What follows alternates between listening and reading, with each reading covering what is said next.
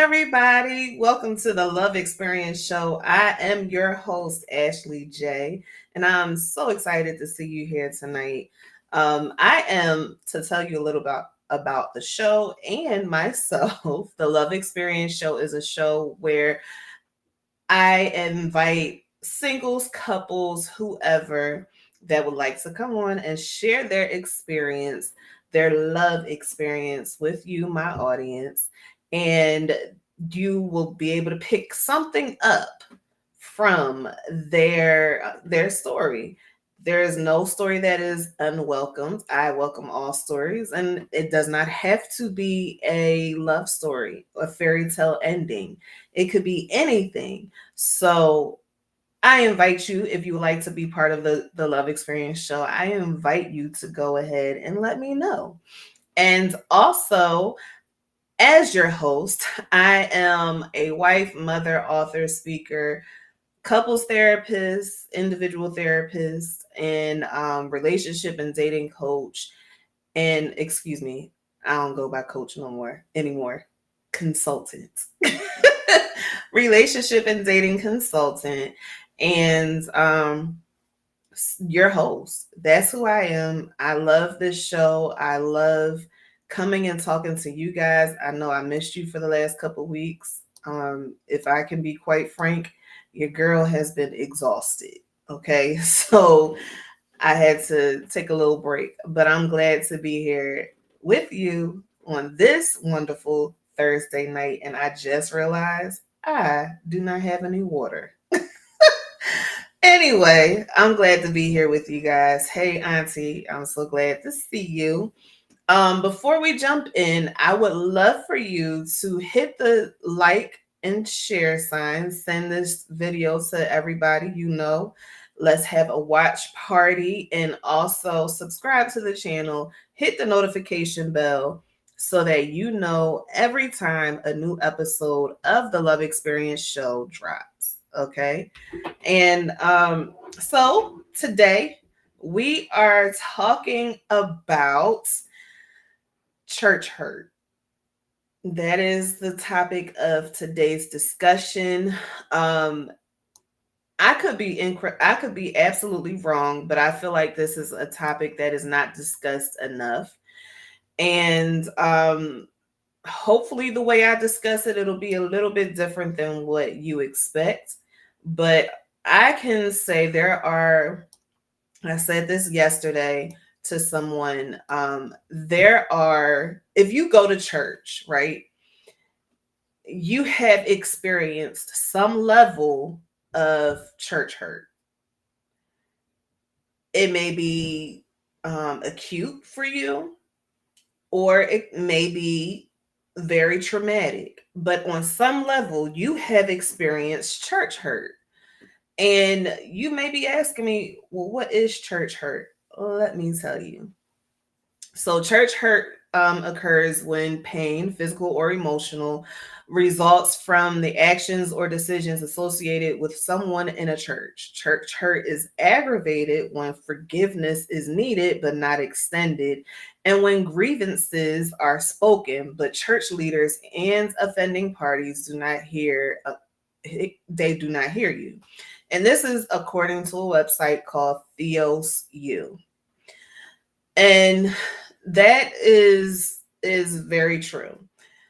I have my own personal experience with church hurt, and I kind of was trying to debate whether or not I wanted to share this experience, because I'm like, well, maybe it doesn't quite fit, but I think it does, and you'll find out why. So you've heard me talk before about my mother's husband, her ex-husband. And in that discussion, I have explained to you guys about the abuse that has happened in the course of their marriage, right? So, with her being married to him, he was a pastor and then self appointed to become an apostle. And in the midst of that, we were enduring a lot. There was financial abuse emotional abuse. Sorry, y'all, taking you for a ride for a second. Emotional abuse and physical abuse. And a lot of things occurred behind closed doors that sometimes leaked through from behind closed doors to other people. And when other people would find out about it, it always it would be church people, and it always made me upset because I felt like no one did anything to save us. Um, Maybe they didn't know the extent of the brutality that we experienced while with him, but I always felt nobody saved us. Why didn't anybody save us? And we couldn't talk about it openly. There were times where leaders were informed, but I felt like nobody did anything to. I'll take that back. There were counseling sessions, but in my young brain, that wasn't enough.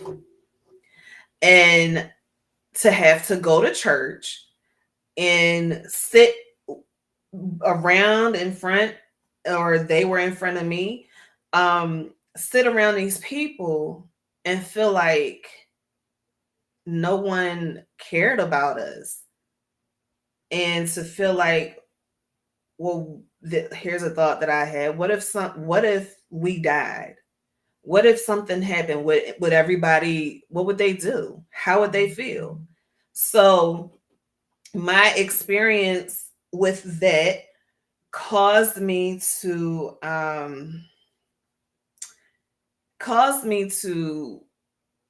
turn away from church. That was part of it. I'll say part of it. Caused me to turn away from church. 100% caused me to say I don't want to have nothing to do with any pastors, um, anybody. I don't want to have any type of connection.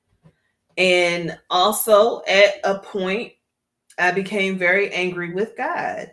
I'm not saying that to brag, but I'm saying that to further explain um my emotions behind this. I didn't want to have anything to do with God because I felt like we were left in the dark. He wasn't sending a ram in the bush, if you will, to save us. And that was painful. Absolutely painful. And having to fake being happy in front of people, because you can't let nobody in on what's happening. To have to be fake in front of people, to carry this title of being the preacher's kid, um and having, people watching you because you're the preacher's kid, and but nobody really seeing you. That was hurtful, and really made me, all of the discernment that everybody claimed they had, and all of the power they claimed to have, it always made me feel some type of way. Does that make sense? So there were scars. I had scars that came about from this, and the scars they lasted for a long time. And there was a lot of unforgiveness, but then I had to eventually forgive them, because and I had to mature, because there needed to be some maturity as well. I had to mature and really understand um, that I don't think it was intentional, the reason why people didn't seem to care enough to save us. Like, when I say save, I wanted somebody, if they had the inclination that, well, of some of the things that was going on for us, if they had any idea, um, I mean, really small idea, that all of the things that happened with us was going on, I wanted them to come and yank us up out of wherever we were to help us. That's what I was looking for. That's what I desired. That's what I truly, truly wanted. Let me I'm a let me be 100 with y'all. That's what I really wanted. Um, but that's not what happened. Was not what happened.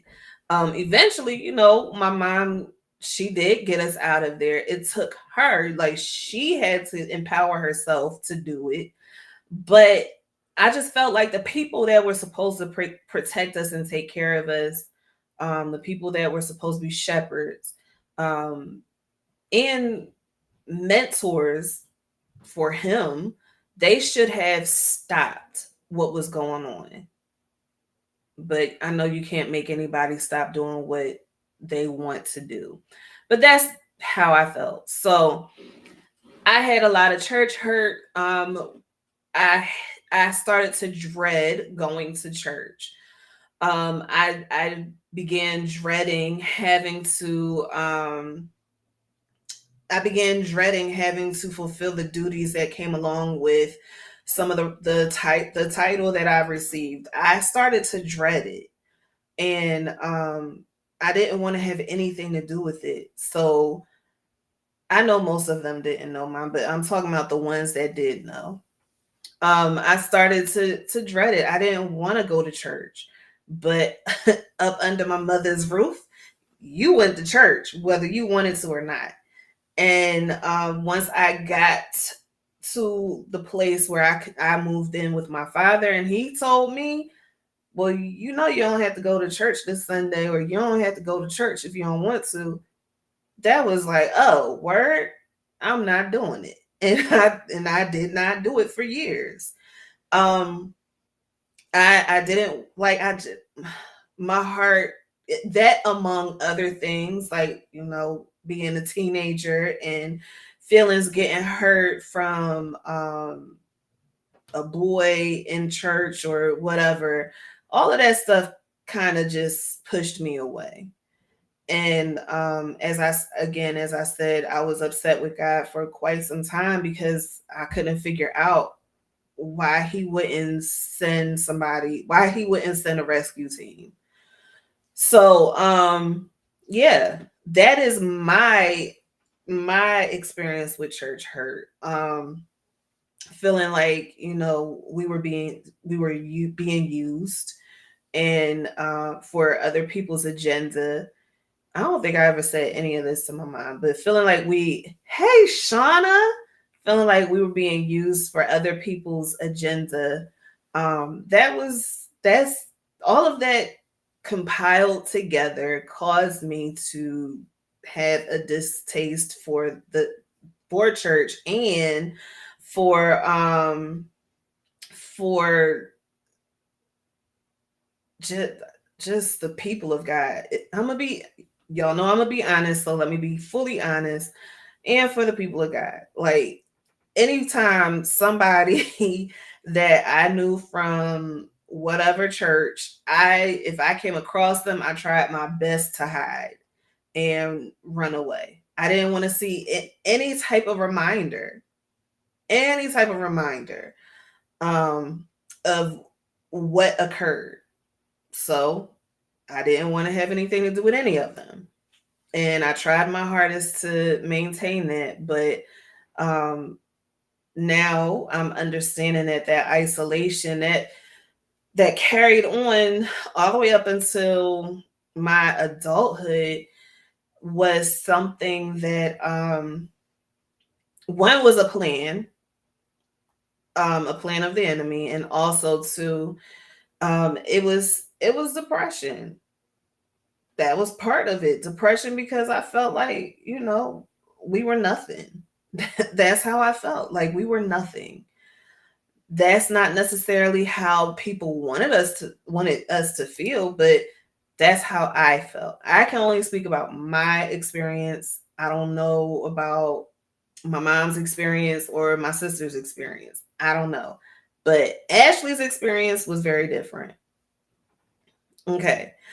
So, I said all of that to kind of set the stage and let you know about some of the challenges I've had with church hurt. And I'm sure there's other things mixed in there that I just do not remember. So had that. Now, for some people, church hurt can be very traumatic. Um, there are lots of different stories of people who have been embarrassed, people who have been ridiculed in front of the whole church. I'm gonna tell you this, okay, and I'm gonna say this because I've heard my mom talk about this and other people talk about this. That whole thing, I guess it's more so back in the day. I don't believe anybody is still doing this, but that whole thing where if you sin, going in front of the church and repenting to the whole church, to the people who had probably no idea that this sin occurred, and apologizing for it in front of the church is traumatic because one, let's say um the sin was, I don't know, the drummer and the choir, one of the girls in the choir were they were having sex. Let's just say that. Well, nobody knew about that but them. They were the only one. Okay, they're still doing it. All right. They were the only ones in the room at the time, but they have to go in front of the whole church to apologize and repent for this sin. I understand the principle behind it, but that is something that could be very traumatic. And part of that trauma could be because maybe they both have their own individual trauma. Maybe they both have trauma about public speaking or trauma about being punished harshly for a bad behavior. When you put somebody in a situation like that, and let's say one of them is a introvert, you put somebody in that type of situation where they have to stand up in front of hundreds of people to apologize for something that was only between two people, um and they have to basically expose themselves. That is traumatic. That is extremely traumatic. I don't agree with it. Again, I understand the principle, but it's not something that I agree with. That, why cause more trauma? What if y'all found out and it's months later and that situation was over with because the drummer decided, I don't know, he wanted to go poke Sister Susie instead. And that was a painful thing for Sister Becky. You're ripping open this wound that hasn't quite healed yet, but she's starting to work on things on how to um I guess get over it. So having to relive it all over again that's painful. And now this reliving it is in front of the entire church. That's a lot of trauma. Um, there are lots of stories of people who have experienced some amount of trauma when it comes to church hurt.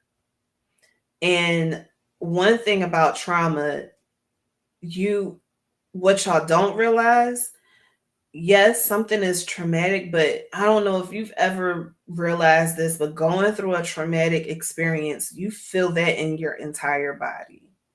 And it leaves a lasting effect on your body.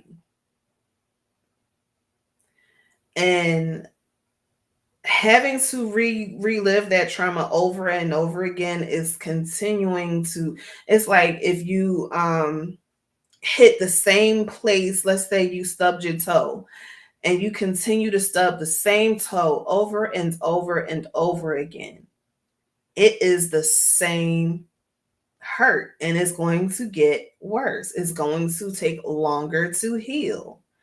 So church hurt can leave an extensive amount of trauma.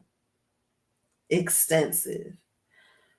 Um and the type of trauma that it can lead, like I said with my story, it could push somebody away from God and cause someone to have a mistrust of people.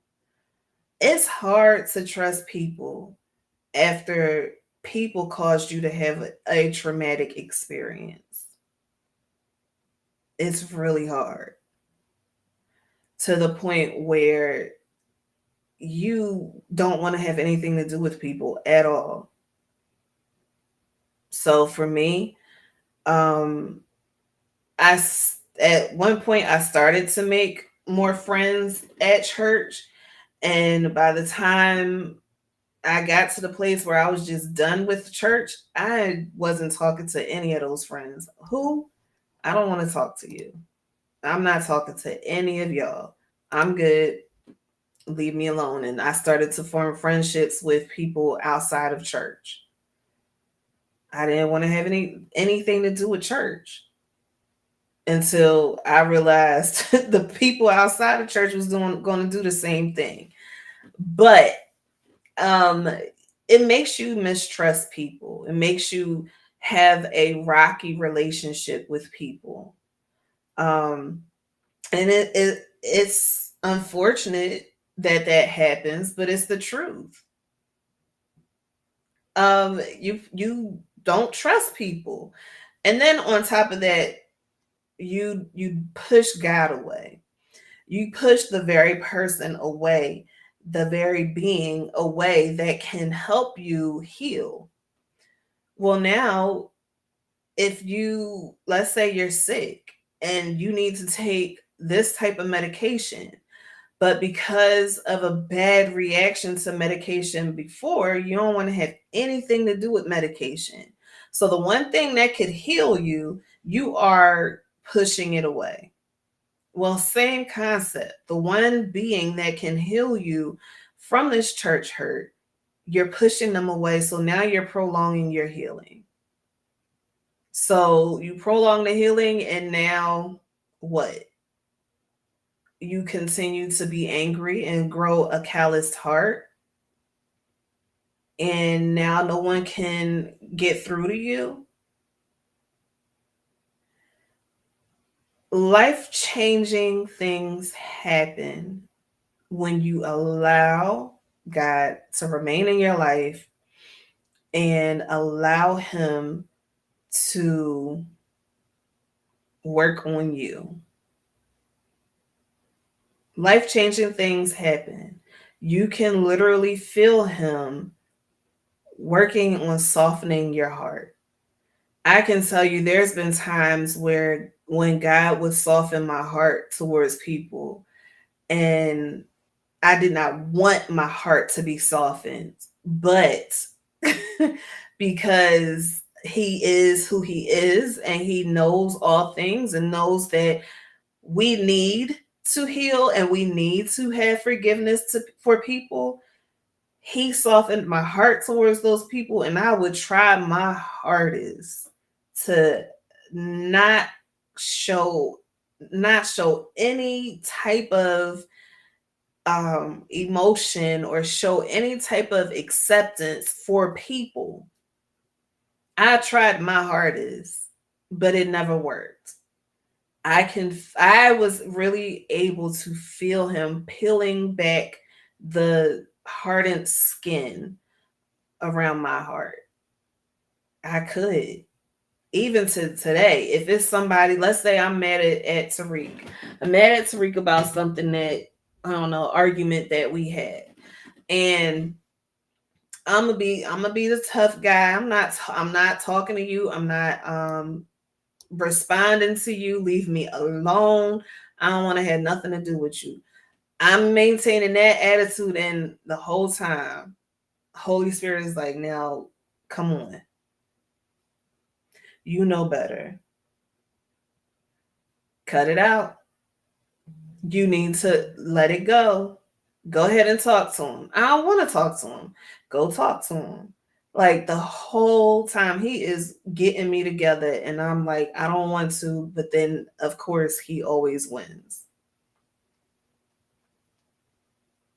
So you can't push away the one being that is on your side, always on your side, and that the one being that can just change everything around for you.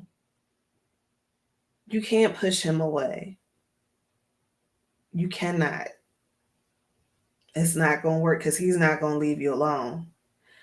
During those years where I felt like I didn't want to have anything to do with church and didn't want to have anything to do with God because I was upset and all of that, yeah, I had that, but I could never turn his voice off. He was always right there telling me, you know, you ain't supposed to be doing that. Telling me, come on, get it together, cut it out. I'm waiting for you. That whole time, that's what he's saying to me. That is what he's saying to me. So that's kind of my, I guess, my example of the type of trauma that you can feel. I hope I'm painting this picture for y'all. Y'all let me know. Am I doing a good job at painting the picture of church hurt? Tell me in the comments. Let me know. Y'all know how I like for us to converse. Okay. So go ahead, drop them in the comments. Um, Also, when dealing with church hurt and dealing with trauma, you can, someone can develop, you don't have to, but someone can develop depression, PTSD, and anxiety. You can either experience all of those symptoms, one of those disorders, however many that this however many you decide, that not you decide, but however many you end up going through, those are just some things that you would go through, you would feel. You may feel PTSD is it has depression and anxiety with it. um and PTSD can completely shut you down. And what I mean by that is it could shut you down emotionally. There's people that have PTSD and they become alcoholics, or they become substance abusers. PTSD, if you do not deal with it, can wreck your life, honestly. So you want to make sure, if you start to experience some type of church hurt, and I don't know if you have church hurt from um, leaders in the church, other members of the church, whoever it may be, try to have somebody you can talk to. So that could be, let's say you're married, try to talk to your spouse about it, because believe it or not, church hurt, when it evolves into depression or PTSD or anxiety, it becomes it can become a strain in your relationship. It can cause excessive stress in your relationship, because this is something that you are dealing with emotionally. Emotional pain is not always visible. And you could have like an attitude with your spouse and they don't even feel like they did anything wrong. That can put a wedge in your marriage. That could put a wedge in your relationship. So be careful when it comes to dealing with church hurt, whether it's church hurt that you both are experiencing or one of you is just experiencing. Be careful when it comes to that because you don't want to hold on to that stuff and then make it run and spill over into other areas of your life, like in your relationship. It is difficult when you have to deal with someone who is going through a mental illness situation. It is difficult because if you're not equipped on how to deal with that, it could be hard for you to maneuver. It could be hard for you to get through that person being um mentally ill. It could be. So you want to make sure like you are completely open when you are experiencing this. If it's happened to both of you, then both of you talk to each other and you cry on each other's shoulders and you try to figure out what you need to do next. Are you going to stay at the church? Are you not going to stay at the church? You have to, that's all things you need to talk about. And you know what? Maybe even talk about what it would be like because of church hurt, like in the before you go to a church, before you guys find a church that you want to attend together. Maybe talk about a strategy. If one of you gets hurt, what's going to be the game plan after that? Talk about it. And even, the thing that I think is the most difficult when it comes to church hurt is the fact that it's coming from a place that is supposed to be a place of solace, a place of healing. Even though I know people, all types of people are in church, all types of people are not delivered and working in a church, in the leadership, whatever. But this is supposed to be a place that you go that you feel protection, a place that you go that you fellowship with people and you guys are working on um, just the connection that you are having with God.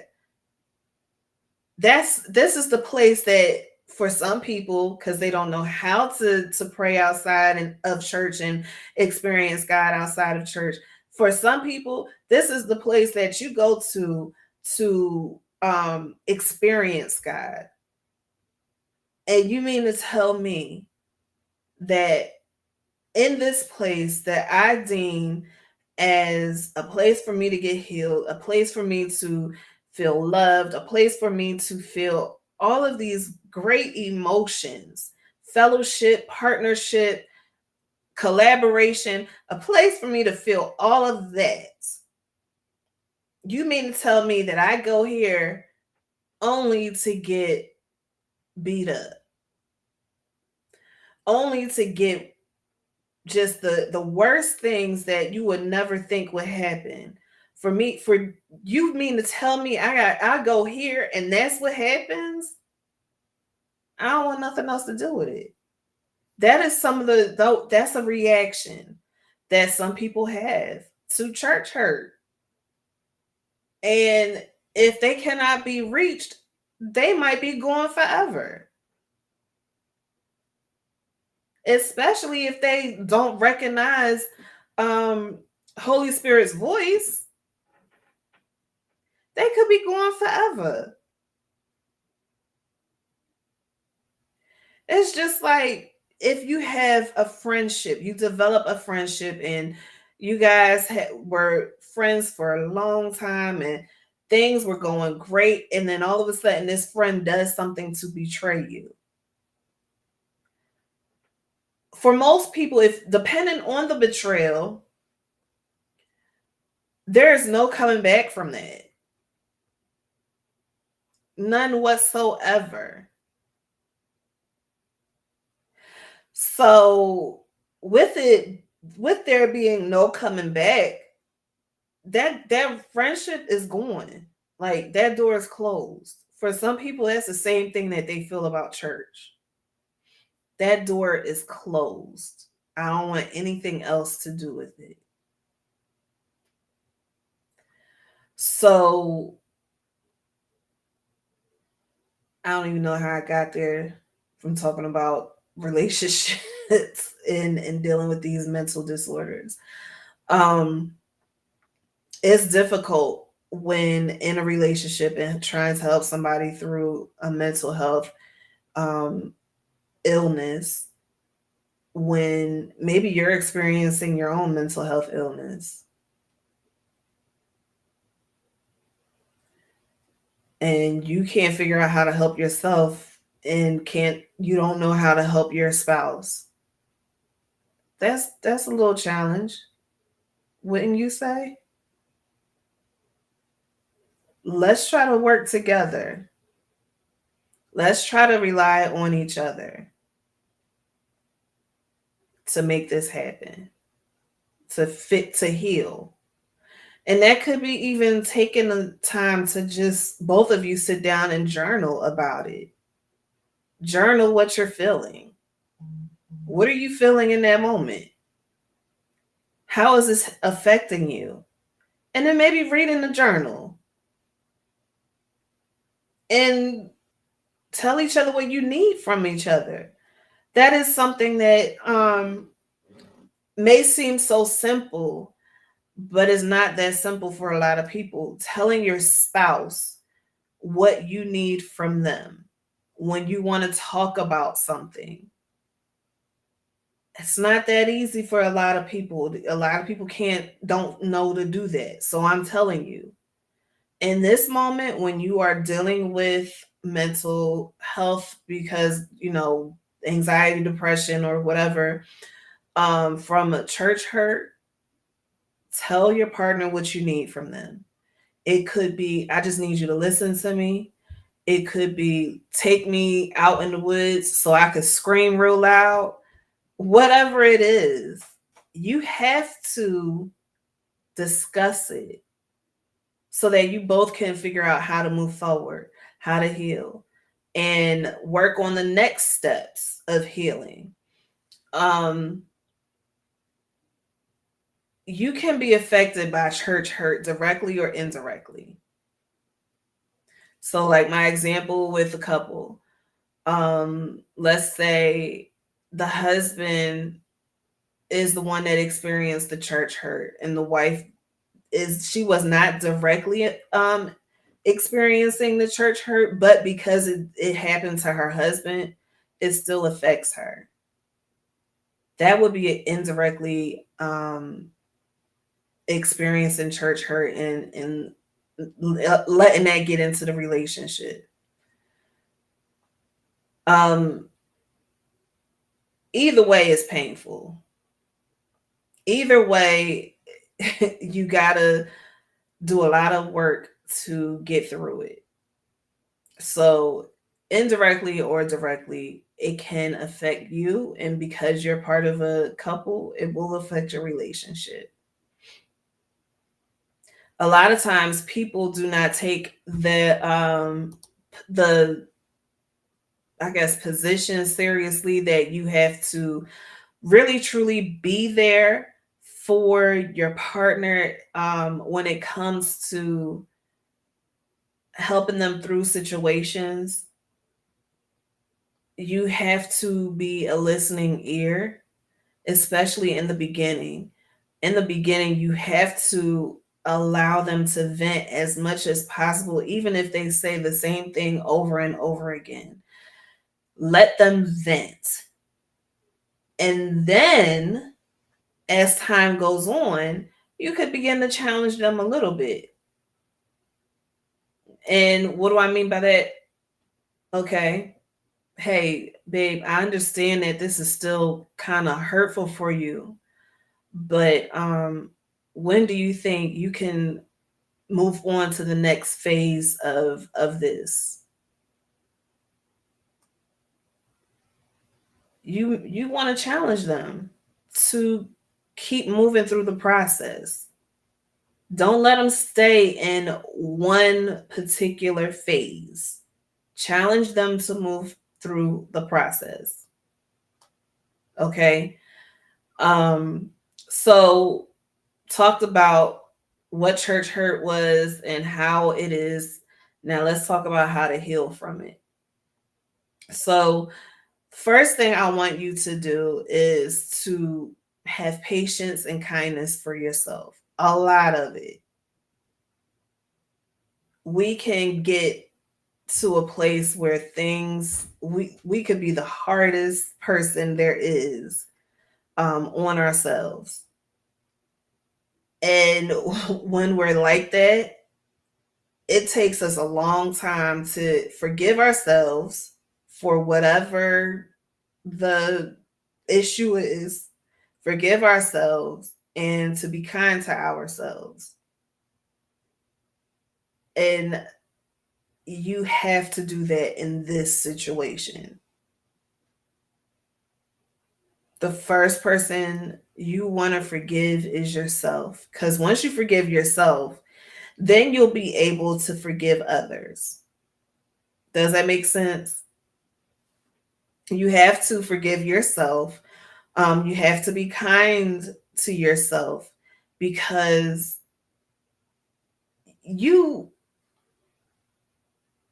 it's okay. I'll say it like this: being kind to yourself and forgiving yourself and having patience with yourself, that is going to make space inside. That's going to make space inside for you to welcome other positive emotions, positive experiences into your life. So, forgiveness, self forgiveness, that is going to open up a lot of space and patience and kindness, because when we are hard and stiff on what we need to be doing and how we're going to be from now on with people, when we are so stringent on our behaviors for the future, that takes up a lot of space because you're only leaving yourself this much room to make a mistake.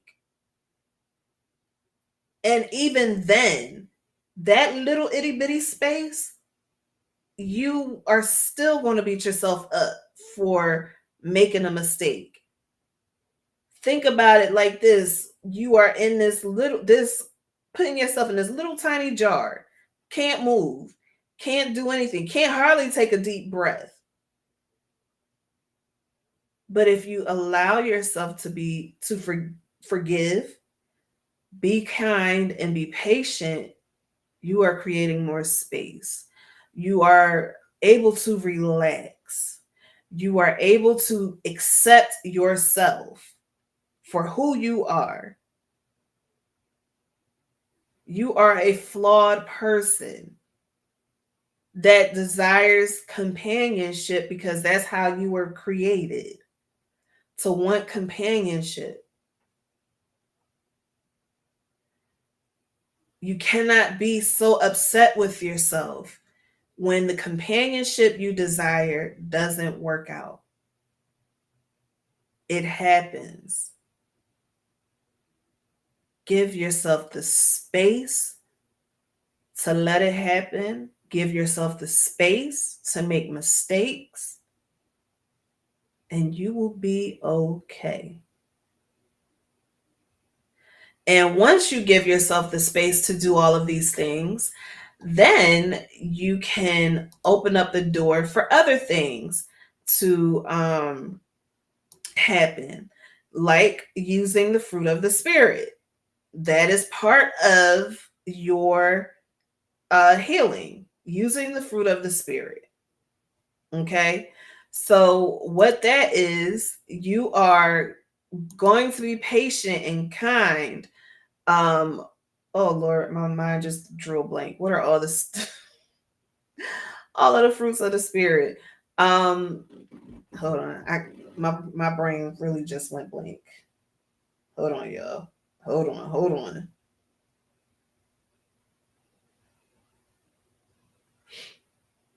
Okay, loving, joyful, you have peace. I said patience and kindness and goodness and faithfulness and gentleness and self control. All of those things will come about once you allow yourself, once you show that to yourself first, and then you can show it to others. That's the steps to forgiving. All right.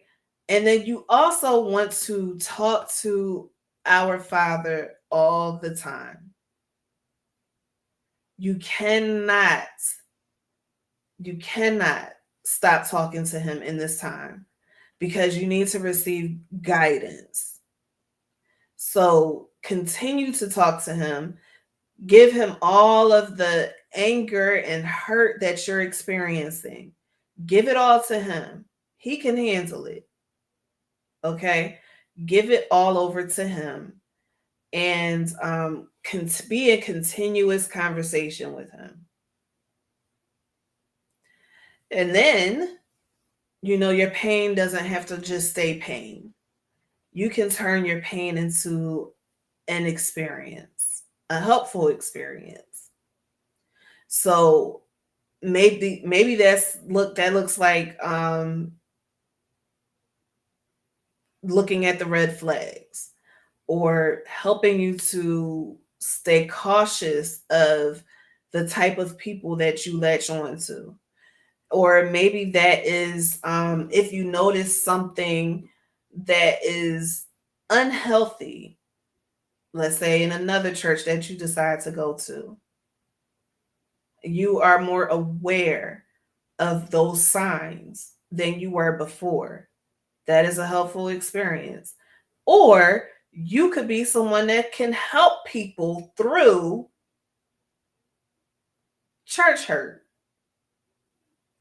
Or you can write a book. However God gives it to you, do not let your pain remain pain. Heal from it and let it become something that can be helpful in your life and others.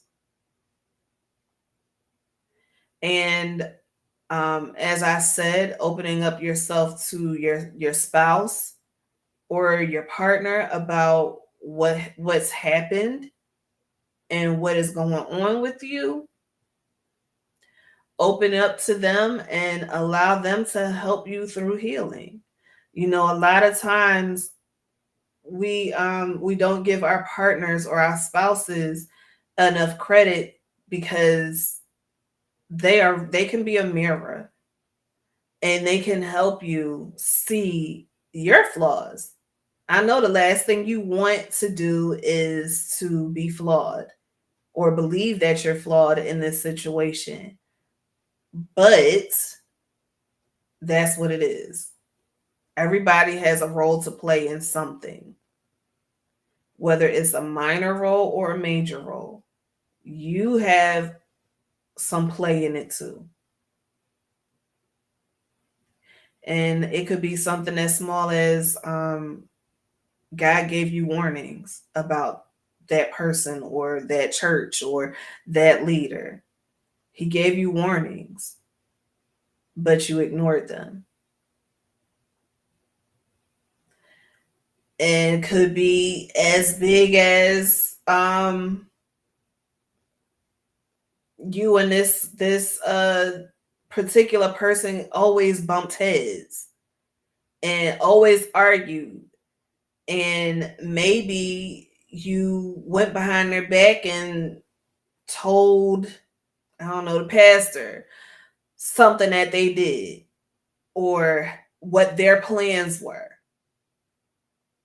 It doesn't matter whether it's a major role or a minor role. Everybody has a role to play in this stuff, in these experiences. So keep that in mind. And then also attend therapy. You could go to therapy, and the therapist can help walk you through steps on healing from trauma. So you can attend therapy. And as I stated, you can heavily rely on the Father to let Him guide your steps for now on. Heavily rely on Him. Okay? He can and will direct your path.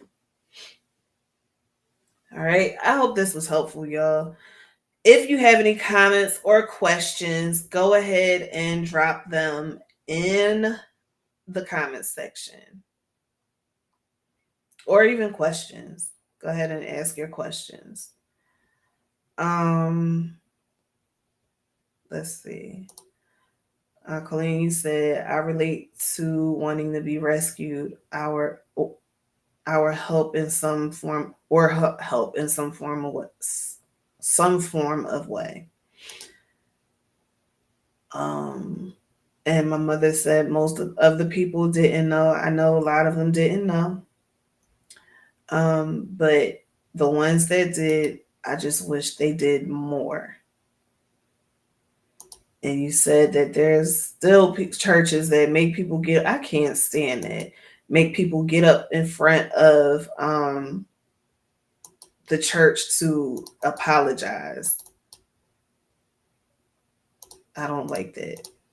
I don't understand that.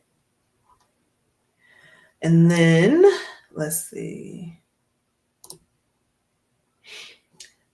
Colleen said, "True, forgiving yourself opens the door to forgive others."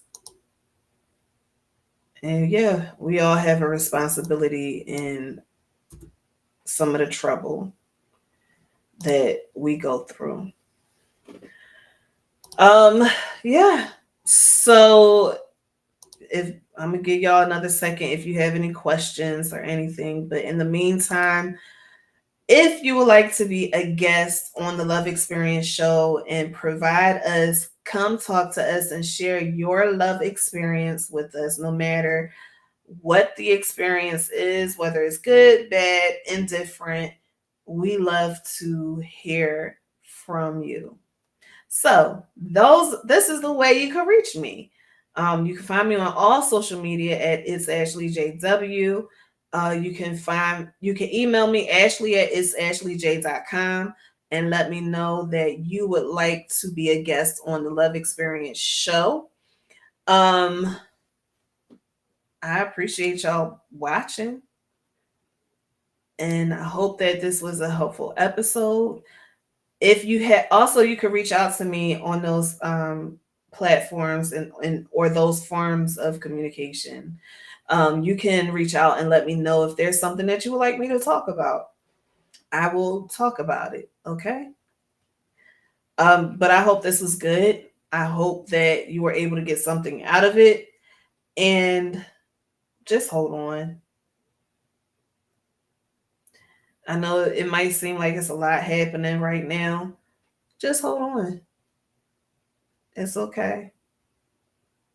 Everything is going to be all right if you trust and believe in the Father that gives us life every single day.